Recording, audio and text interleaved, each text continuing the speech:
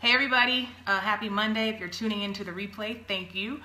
For those of you who are tuning in live, please share and invite your followers and give hearts, and we appreciate all of you who have done that so far. Welcome to Position to Prosper. I'm Arianne Maccabee. So I want to jump in here because I have a story to tell and then I have points to give you. And if you know me, I love telling stories and I get kind of animated when I tell them. So I want to jump in here. But this past weekend, I was in Chicago for a conference called the Million Conference, hosted by Tiffany Montgomery, and it was absolutely amazing.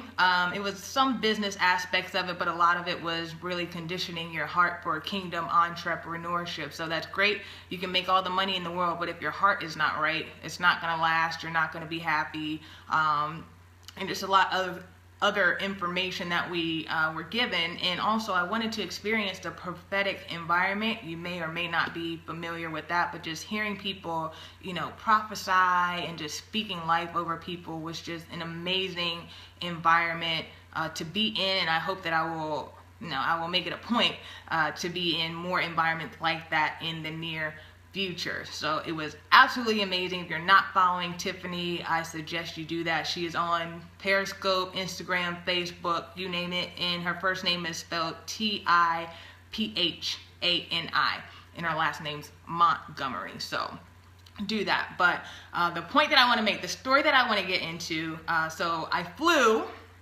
to Chicago and only had one stop, which I don't mind that. I try to make my layover time very small. So on the way there, I went from here, JFK to Chicago, and on the way back, Chicago to Detroit, back home. Well, on the way there, I don't like checking bags. I just don't trust it, whatever. So I packed really light, have my carry-on, I'm good to go. But on the way there, because the planes were so small, we had to do like gate side checking or whatever. And every time we landed, it would take like 10 to 15 minutes before we get our bags. And I was like, Lord, on the way back, I'm not going to have time, because I knew when I was going to land in Detroit, my other plane was going to start boarding at the same time that I landed. And so I was like, my window is going to be small. I don't know how big Detroit's airport is. I don't think I've ever been there before. But I knew, I was like, dude, I got to book it. Well, everyone and their mama had a roll-on bag going from Chicago to Detroit. And by the time I got on, all the overhead spaces were taken. So I had to check my bag. He was like, well, check your bag and we'll send it all the way through to your final destination. I'm like, oh gosh, please don't let them lose my luggage. Please let me have, make sure everything gets there intact, whatever. So I'm like freaking out a little bit.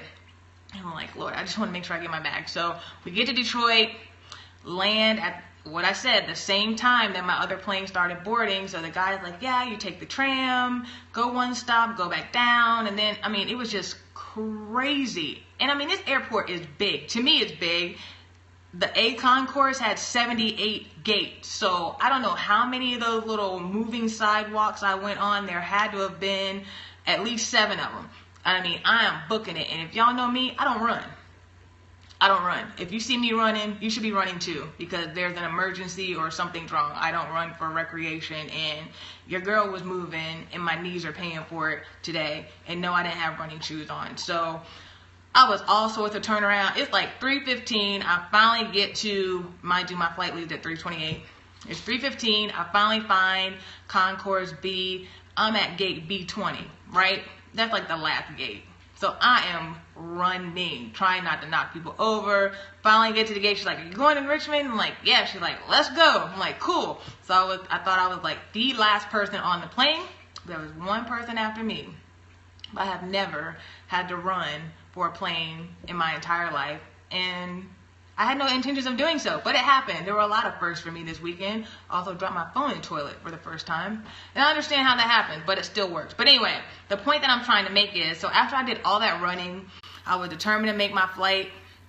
I did all that running, got on the plane, and the Lord checked me. He was like, wow, it would be amazing if you, me, and I apply it to the rest of us, would run after your destiny just like you ran after this plane. Ouch. I was like, wow. So I'm sitting in my seat like trying to catch my breath, and you just going to hit me in the gut with that. Maybe you ran after your destiny like you ran after this plane, right? I was like, Okay, that's cool. So I took my phone out and I started putting all the notes in because God can make a sermon out of anything. And so there are some other points that he showed me that I want to share with you guys that I'm still marinating on and really considering myself, that I believe will help some of you guys too. And just given the times that we're in, like, we all need to be in position. I'll hear a lot of people talking about alignment. You know, this is the year to take risk and jumping and leaping and all of this stuff. And so people are really saying, hey, we got to go for this thing. It's now is the time. And so God gave me a word for that. I want to share that with you. So Hebrews 12:1 says, therefore, since we are surrounded by such a huge crowd of witnesses to the life of faith, let us strip off every weight that slows us down, especially the sin that so easily trips us up, and let us run with endurance the race God has set before us. So we got to run after this thing. This is a race, right? It is. And we don't have a whole lot of time. We have to run. And so God reminded me of that. So the first thing I'll give you, I have 5 points. So the first thing is you have to condition your heart. Condition your heart for this race that we are running, all right? Y'all, if I didn't work out and I wasn't, halfway in shape, I don't know if I would have made it.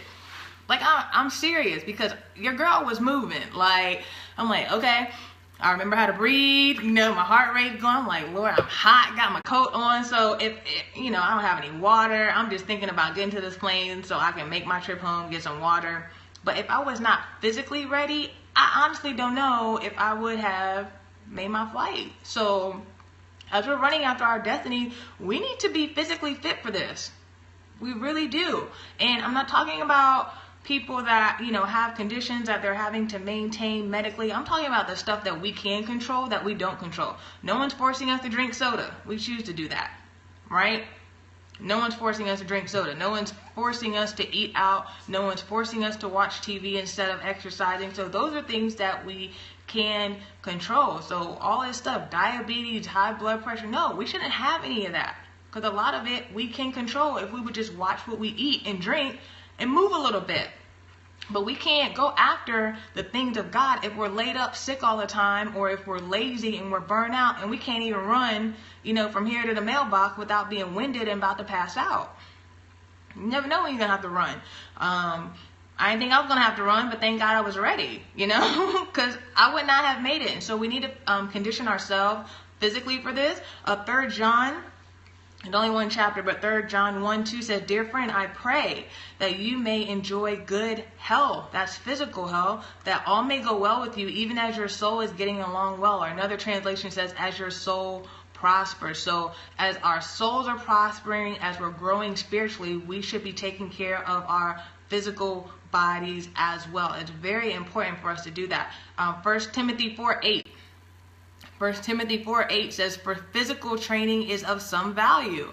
It is. It's not the only thing, but there is value in training your body physically. And it says, but godliness has value for all things, holding promise for both the present life and the life to come. So it's not enough just to prosper your soul, but we need to prosper physically as well. All right. So we need to condition our hearts for this race. The second thing is this: we got to lose the excess baggage. Lose the excess baggage. All right.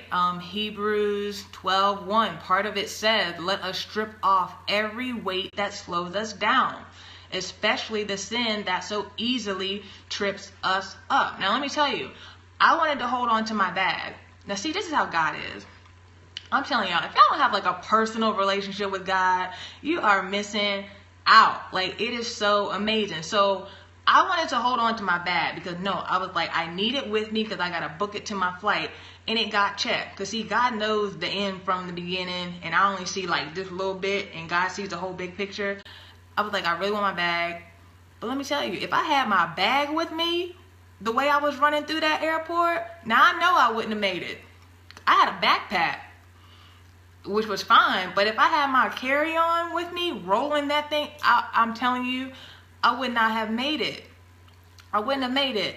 And I believe God knew that. He's like, let me go ahead and lighten this load because you about to miss your next flight. And so we got to let him take the excess baggage off of our hand. Why? Because it said, let us strip off every weight that slows us down.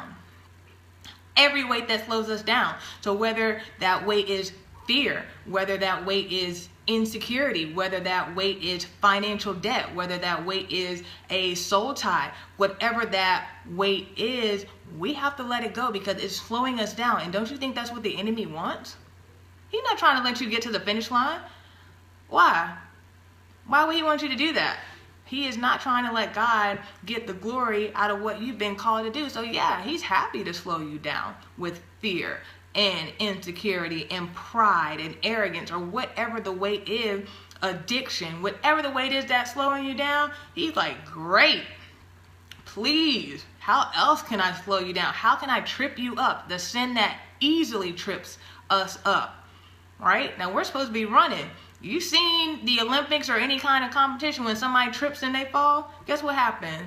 They end up not winning and they end up coming in last. So we have to throw off every weight. So you've got to allow God to take the excess baggage off of you. And that's what happened at this conference. There was a lot of deliverance going on at this conference, and he addressed soul ties Saturday night. And he was like, dude, the people that you're connected to, it's going to slow you down from what God's called you to do. And the invitation was put out there, but the people had to be honest enough to stand up and say, hey, that's me. I want to be set free tonight because I want to go after everything that God's called me to do. So partnerships matter. Your connection matter, and they're either going to help you or they're going to hinder you. And so you need to look at that and ask God to reveal to you what baggage you're holding that you need to let go of. Again, it may not all be a relationship. It may be different spiritual things like fear or whatever else. It may be debt. You can't pour into the kingdom and help build God's church when you can't keep your house together. You barely trying to pay a bill.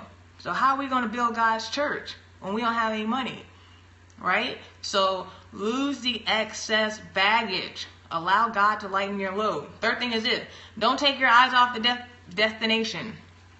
Do not take your eyes off of the destination. So while I'm running through this airport, all I keep seeing is signs for concourses B and C up ahead. So I'm like, okay, I got to be almost there. And again, I'm walking on these little moving sidewalks. I'm moving, and it's still saying they're ahead. I'm like, Lord, where are they?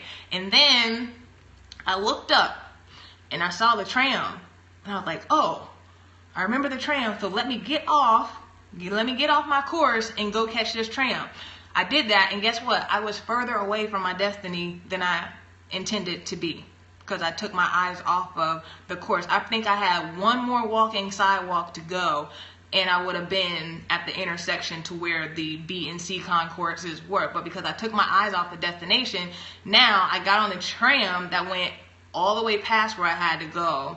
I had to come back upstairs, get back on, come back. It was crazy. Like, I have never, y'all don't even know. But you got to keep your eyes on the destination. So Joshua 1:7 says, be strong and very courageous.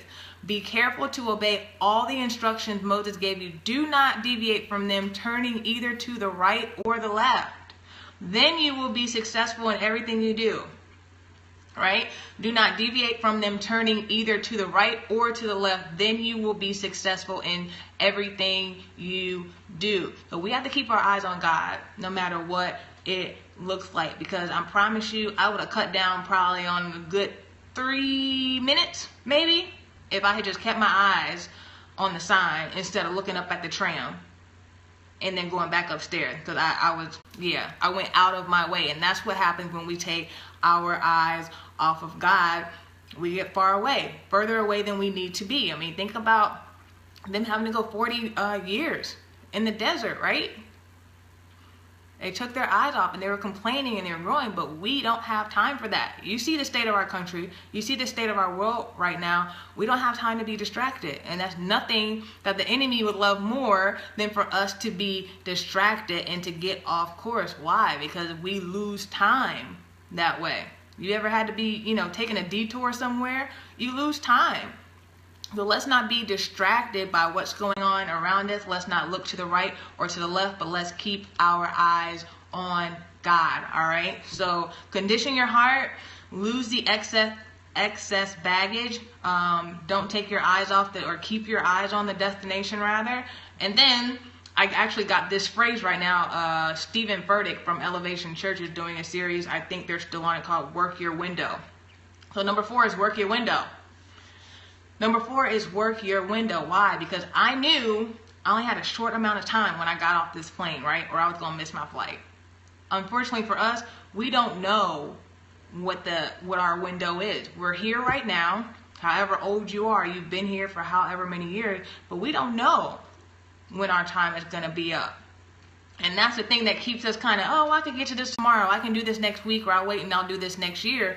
We don't know when our window is going to close.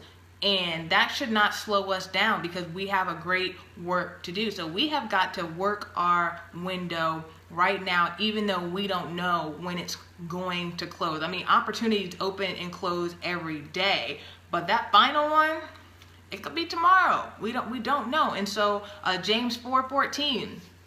James 4:14. How do you know what your life will be like tomorrow?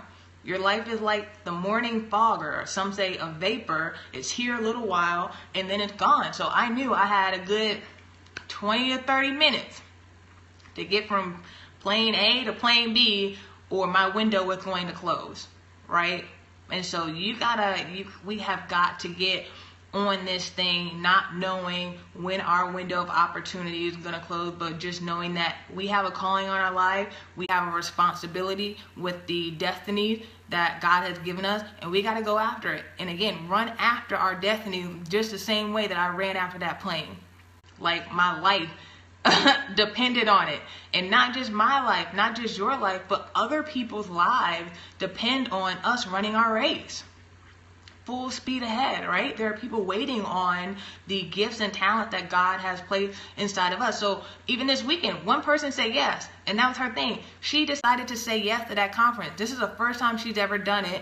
Over 500 people came, and it was amazing. But her one yes set so many other people free, so it wasn't just about her. And it's the same thing with my calling or your calling. It's not just about you. You're the vessel, but there are people attached to whatever it is that God's placed on the inside of you. So you have got to work your window. Somebody's life depends on it, all right? Number 5, the last one. Make a run for it. Make a run for it, all right? The end of Hebrews 12:1 says, and let us run with endurance the race God has set before us. So we got to run. And run with endurance. We can't give up. And sometimes it gets hard. Like, I know firsthand. It's like, why am I doing all of this? Is this all for nothing? I don't see the results. I'm frustrated. Or I'm not qualified to do this. Or nobody's responding. And we start comparing ourselves to other people. It's like, well, maybe I'm not doing this. Maybe I didn't hear God correctly. Maybe he didn't call me. But it's because we're in the process, right? We're in the process, and he's refining us before he promotes us. And he has to do that, or else we're not going to be able to sustain the calling once we get to the promise. And so we have got to make a run for it and continue to run even when we get weary, right? That we will reap the harvest if we don't give up.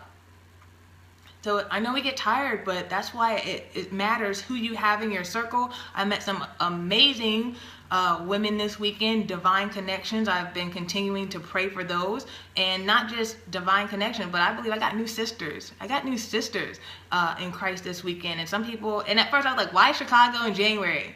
Like, it's cold. Why Chicago in January? But you know what? I went to Iceland, and that was just for fun. So if I can go to Iceland for fun, I can sacrifice and go to Chicago to experience God and get what I needed spiritually. I can go to the cold. I don't care. Like, I wanted what God had for me, and that's a sacrifice that I made, and it's a sacrifice that you'll have to be willing to make too. You got to make a run for it and keep running. Don't grow weary. I can't talk, y'all. Don't grow weary. Don't faint. When you get tired, you need somebody to pray. with you, for you, over you, intercede for you, and all that. All right. 1 Corinthians 9, 24, 26. 1 Corinthians 9, 24, 26. Do you not know that in a race all the runners run, but only one gets the prize? Run in such a way as to get the prize. Everyone who competes in the games goes into strict training. That's the process, right? They do it to get a crown that will not last, but we do it to get a crown that will last forever. So everyone goes through a process. But the thing is, it's what's on the other side of that process. Now, for the world, that's not going to end so well for them, but for us, we get a crown that will last forever. So they're going to get temporary gains, but we're getting eternal gains by continuing to run after God. And again, everyone who competes goes into strict training. So we all have our own process. We all have our own process. And training doesn't feel good. No one likes to train. People like the trophies, but they don't like training. What? You can tweet that. A lot of people like trophies, but they don't like training. It doesn't work that way. And that's the world that we live in right now. Everybody wants all the prizes, but they don't want to go through the process. And it does not feel good, okay? It doesn't feel good, but we're better for it in the end. So we got to make a run for it and chase down God and chase down our destinies as if our lives depend on it. They do, and not just here, but our eternal lives depend on it too. Because we got the answer to God. What did you do with what I gave you? I don't want to be like the wicked servant. Well, I buried what you gave me. He's like, oh, really? Cool. Go out there with the unbelievers. You're no different than them, right? So we don't want that when it comes judgment day. We want God to say, well done, thy good and faithful servant. So we have to make a run for it. So those are the 5 things, all right? Condition your heart spiritually and physically. Lose the excess baggage. Keep your eyes on the destination. I said don't take your eyes off of it, however you want to write that. Work your window, and then you got to make a run for it. And keep running. Run and keep running. All right? So think about how that looks for you. Are you going after what God has called you to do? Are you running after it with your whole heart, or are you right now kind of stuck? Are you frustrated? Have you slowed down because of, something that the enemy has put in your way? It could be fear. It could be doubt. Whatever it is. It could be some stuff is self-inflicted. Get out of debt. Exercise. Lose weight. What can you do?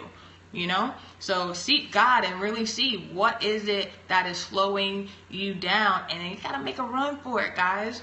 We have to. It is our job. I posted something last week. I was like, stop waiting on the government to, do the work of the gospel or to share the gospel. Stop waiting on them to do the work of the church. It's not their job. It's not their job. So it's our job. So let's get into position. Let's get into alignment. Let's do what God has called us to do. Let's continue to encourage and support each other. We need each other. One body, one God, one mission. We all have different parts, so nobody's better. We're not competing with each other. We're working together. That's what we got to do, collaborate. So I love you guys. Thanks for tuning in, and share and invite your followers. If you are not following me on Instagram, you can do that at Arianne Maccabee. And you can also check out my website if you like, www.ariannemaccabee.com. And my first book is on there, Destined to Fly, The Pursuit of Purpose. So enjoy the rest of your Monday, and I will talk to you guys later. Bye.